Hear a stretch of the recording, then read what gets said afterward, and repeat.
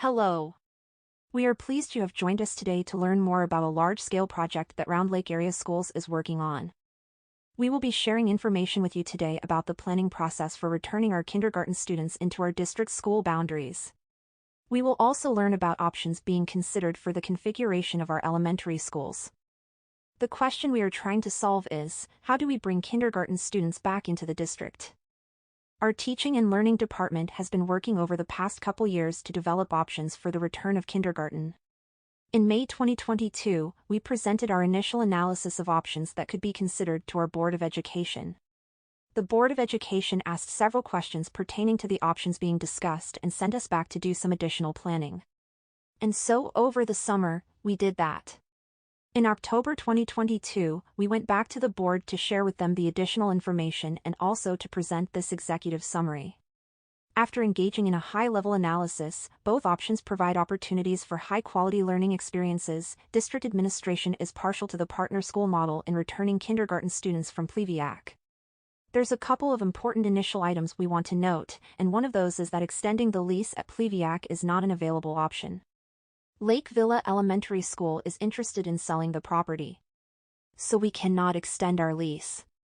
Maintaining a kindergarten-only building is also not an available option. We are not able to feasibly fit our students into the 5 available elementary schools with having one of them designated a kindergarten-only school. Additionally, our district is not able to build a new school due to the cost of such a project and the inability to borrow an estimated $40 million to $50 million at this time. Both models likely require reevaluating our school boundaries. And then also, both models will result in teachers and staff moving buildings. Having kindergarten students come back into the district will require moving grades into other spaces. This will likely lead to displacing other grade-level classes and teachers. We will have to make some adjustments throughout the district to make sure that everyone is accommodated for, so there will be staff moves regardless of the model that we choose. Many ask the question, why do we need to leave Pliviac? We moved our kindergarten program to Pliviac 8.5 years ago, when the district moved to a full-day model. Prior to moving to Pliviac, our kindergarten students and staff were located at the Early Education Center. But this building only holds approximately 250 students for a full-day program. That means the Early Education Center would only support the kindergarten program if we had a half-day program. It was important to our school district and community to offer the full-day kindergarten program. A full-day program required more space that our school district did not have at the time. We were able to partner with Lake Villa Elementary School District to lease the Pliviac building for 10 years. Our entire preschool program is now housed at the Early Education Center. Our Pliviac lease will be expiring in June of 2024. That means that in August of 2024, we need a solution for moving kindergarten students into our district schools. One of the things that makes this possible, which is a change from 8.5 years ago, is that we have been experiencing gradual declining enrollment. This declining enrollment has opened up space in our 5 elementary school buildings for our kindergarten program. Monitoring enrollment trends is very important for school districts. This data helps us plan for the future. Our district commissioned a study to look at enrollment trends and to see if the gradual enrollment decline that we had seen is expected to continue. This information was used to help us determine the options being considered to return our kindergarten students to inside district boundaries. And speaking of that enrollment study and enrollment projections, when we looked at what options we would have for bringing kindergarten students back, there are 2 things we did. One was to look at what our population forecast is. We worked with the University of Wisconsin at Madison, their Applied Population Lab, and we conducted an enrollment projection report that was completed in 2021. This study looked at how many students are likely to continue to attend Round Lake area schools over the next 10 years. That population number is expected to decrease. We also wanted to look at building space and building use. For example, how much room do we have and how are we currently using those spaces in each elementary school building? So, we contracted with an architectural firm, our architect STR, and they went through all the buildings. They reviewed building plans. They looked at square footage. They looked at how classrooms were being used and helped us determine whether or not we'd actually be able to fit kindergarten into the district given the expected enrollment and whether or not we were using our buildings efficiently. The outcome of both of those studies is that kindergarten can return in the school year 2024-2025. However, there are some considerations that we need to pay attention to. So what are the options we are considering? Our current configuration has one kindergarten building out in Lake Villa.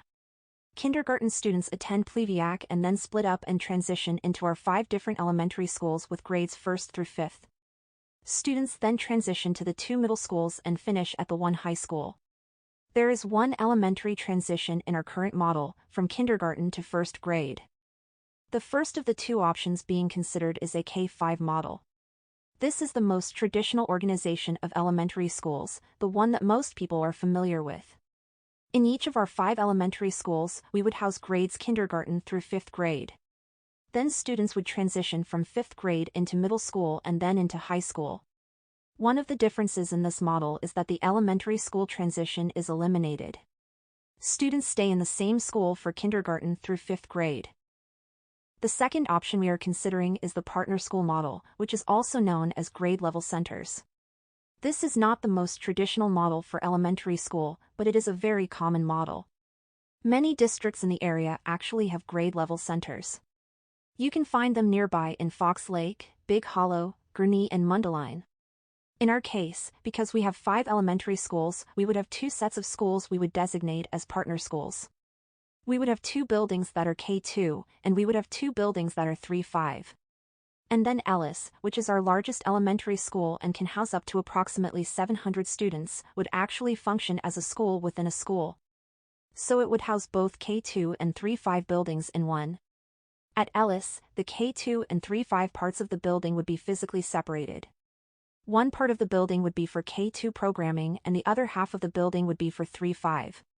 The program expectations would be the same across the district. If we had 6 schools, we would have 3 K2 buildings and 3 3-5 buildings. But we don't, we only have 5. So we have to make do with the resources that are available. This slide is for clarity about which schools would be K2 and which schools would be 3-5. You can see on this image that Beach and Indian Hill would be partner schools and Murphy and Village would be partner schools. Beach, Murphy, and Ellis would all have students in grades K through 2nd grade. Indian Hill, Village, and the other half of Ellis would house grades 3rd through 5th. As you note in the student pathway, students at Beach and Indian Hill would progress into Round Lake Middle School, and then Murphy and Village would progress to McGee. Ellis would split into both Round Lake Middle School and McGee Middle School. Then everyone ends up at the high school. One of the questions we have had frequently, especially if you've been around in the community for a while, is, didn't we do something like this before? This is a great question, but no, not exactly. We didn't do this. In 2012, the elementary schools in the district were determined to be failing under the No Child Left Behind Act. No Child Left Behind required some kind of change. Schools that were considered failing need to restructure in some way. Back then, you had a couple of different options that the schools could undertake. The initial option that was suggested to the community was a restructuring of elementary schools from a common general education elementary school structure into something that could be considered magnet schools. The magnet school structure might offer a STEM school, maybe a fine arts school, or possibly a computer science program, for example. Schools would each have their own unique theme. Families would choose which school they wanted to attend, based on their specific interest. That was a quick option that was developed based on the No Child Left Behind designation. It was not well received, especially due to the quick turnaround with limited communication, and it was never implemented. So if people have asked, didn't we do this before? We haven't changed the configuration of our elementary schools before. I think the other important thing to note is that the last time there was a proposal to reorganize the grade levels or the organization of buildings, it was in response to the federal government saying that we were not doing a good job. But in this case, we are doing a good job. Our schools are good. Our teachers are fantastic. This is an opportunity to improve, to solve some issues that have been continuing over time. It's something we have been thinking about and planning for a couple of years now. It is not a response to the federal government saying you need to do something. It is because we have opportunity here and we want to do what is best for students. So how are we making this decision? It is important to address the things that we are thinking about when we are trying to decide which model that we want to go with. So there are 2 main categories. One is a set of practical considerations. The next is a set of teaching and learning considerations. Practical considerations are a little bit easier to understand because they are tangible. There are those things that you can touch and feel. For example, how many students do we have? How many classrooms do we have? Where are there classrooms available to take additional students in? How much does it cost? Are we efficient in the way that we organize our schools so that we can maybe save money? What is the impact on stakeholders? How does it impact students and how they learn? What does their day look like? Transportation. What is the parents' experience in terms of bringing their kids to school or interacting with staff members? And then ultimately, we are looking for long-term stability. This is something we have heard at a couple of different parent meetings. We make changes from time to time. When can we stop the change and stay stable?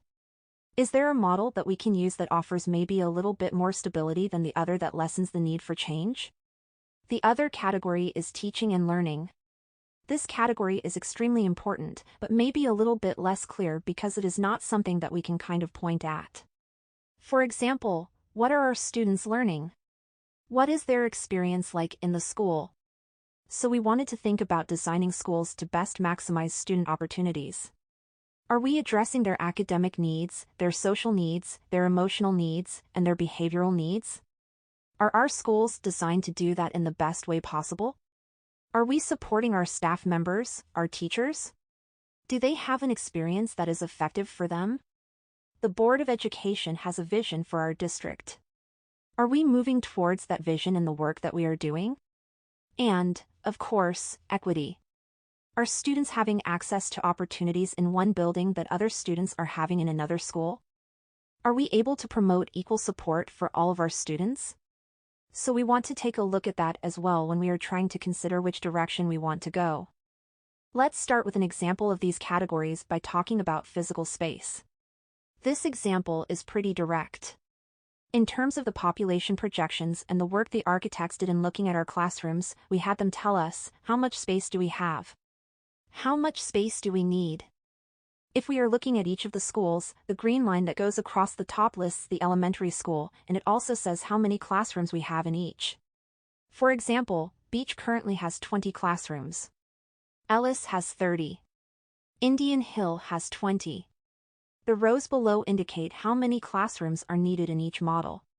In row 1, you see option A, the K-5 model. You can see that when looking at Beach, that school has 20 classrooms available and would need 20 classrooms in the K-5 model. They would also only need 20 classrooms in the partner school model. However, when you look at some of the other schools on this list, we are short classrooms. Overall, based upon enrollment projections, we will need 5 additional classrooms in the K-5 model but only 1 additional classroom in the partner school model. There are a couple of options that we have to consider then. If we are short classrooms, how can we bring kids back? We have to look at things like mobiles. Do we want to add mobile classrooms to one of the campuses and have that be a solution? Do we want to take our art teachers, for example, and pack up their materials and put it on a cart and use that current art classroom for a regular education classroom and have art teachers push the cart around and go visit each of the classrooms rather than have students coming to them in the art room? We can do something like that. It is called art on a cart. Specials on a cart is another option. So how can we find 5 classrooms? There are ways that we could do that, and those are some of the things we are still considering. Teaching and learning considerations have a lot to do with opportunities for students as they move through their school day. This table takes a look at a comparison between what some of those larger concepts or categories are for each of the buildings in each of the models. The orange column is the K-5 model. The blue column is the partner school model. For example, with building administration, it is the same. We would have a principal and an assistant principal in each of the buildings. With the grade levels, in our K-5 model, we would be serving 6 grade levels, kindergarten through 5th grade. In partner schools, we would be serving 3 grade levels in each building. We would have a primary school that would be K-1 and 2, and an intermediate school, which would be grades 3, 4, and 5. The average number of sections, or classes, per grade in each building right now is about 3 or 4. In the partner school model, because we are consolidating grades into one school, you would have an average of 6 to 7 sections, or classes, per grade level in each school. The reason why the number of sections matters is because it impacts programming for students, like how are students receiving services and how are teachers providing those services. For example, in a K-5 model, where we have 3 to 4 sections per grade level, just one of those typically is a dual language classroom. We also have resource teachers that provide language services to students inside the general education classroom to support language needs. The resource teachers are supporting up to 6 grade levels with support, depending on how many students are receiving language service in a resource model. On the other hand, in partner schools, because of the consolidation of grade levels into the school, 6 to 7 sections means that 2 of those sections would be dual language. And because there's only 3 grade levels, we would have resource teachers supporting about 1 to 2 grade levels because there are fewer in that school. That allows teachers to target and focus more on a specific grade level and not be spread too thin across multiple grade levels. This is also true of our special education programming. For instructional special education classrooms, in that K-5 model, one classroom would serve grades K through 2, and the other classroom would serve grades 3 through 5. You would have students in K-1 and 2 in the same special education classroom and students in 3, 4, and 5 in the other. Additionally, when special education students aren't in their own classroom but are in the general education classroom and get support through special ed in a resource model, our resource teachers push into those classrooms to support. They would be supporting on average about 3, maybe 4 grade levels in that K-5 model, but just 1 or 2 in the partner school model. In instructional classrooms, there would be fewer grade levels to support because there are fewer grade levels in the building. You would have a K-1 and a 1-2 class, potentially, or you would have a 3-4 and a 4-5 class. So there would be fewer grade levels in those instructional classrooms. If we look at specials, we have 6 grades, which means 6 different specials curricula, and the teachers are teaching all 6 grade levels versus the 3 grade levels in partner schools. We also need to consider intervention and enrichment between the models. For intervention, it is very similar between the two options. There is some opportunity for additional flexible grouping in the partner school model because when you have more sections, you are able to move students around a little bit more, and that can support some of that intervention. We don't currently have a lot of enrichment or acceleration opportunities at the elementary school level. It is something we are working on because, again, we have some restrictions with the number of sections we have and where we can move kids. We would actually have more opportunities for enrichment in a partner schools model because the increased number of sections allows us to move kids a bit more effectively. The number of sections in the building has an impact on programming. The change in terms of having more sections allows us to be more efficient in the way that we are educating students. It is important to note that students who receive language services or students who receive special education will have what they need regardless of the model. One of the other questions we encounter is why change? Since the K-5 model is traditional, it's what's expected. People are familiar with it. Why would we do something different in thinking about how we would organize schools? We have been thinking about this for the past couple of years and we knew our lease was ending. We knew we had to bring kindergarten students back. So the question we had was, all right, we know K-5 buildings. We could do that. That's an option. But knowing that we have certain challenges in our current school configuration and have some ideas about how to improve things, is there anything we could do to do it better or to do it more efficiently? So, that conversation led to, let's look at other options in addition to K-5 to see if they can help us be more effective and more efficient in educating students and meeting some of those additional outstanding needs. In the beginning, we noted that district administration is partial to the partner schools model. We often get the question, why are we partial to partner schools? The next couple of slides will help us explain the reasons why we are partial to the partner school model. Space is definitely a consideration. In the partner schools model, as we noted earlier, we are only short one classroom, which means there are fewer mobiles needed or a lower chance that a specials teacher would have to teach off of a cart. We feel it is best that students be educated inside school buildings rather than mobiles, and that specials teachers have designated spaces for their instruction. We should also talk about the ability to absorb enrollment of students. How do we best fit the number of students we expect in our schools? In the K-5 model, we cannot absorb as much of a population increase as we can in the partner schools model. So, if our projections aren't exactly perfect, what does that mean? Well, with the partner schools we are better able to take extra students and move them around without increasing the number of classrooms required than we are in that K-5 model. There's another concern. Each year, we need to displace about 30 families due to classrooms being full at a particular school.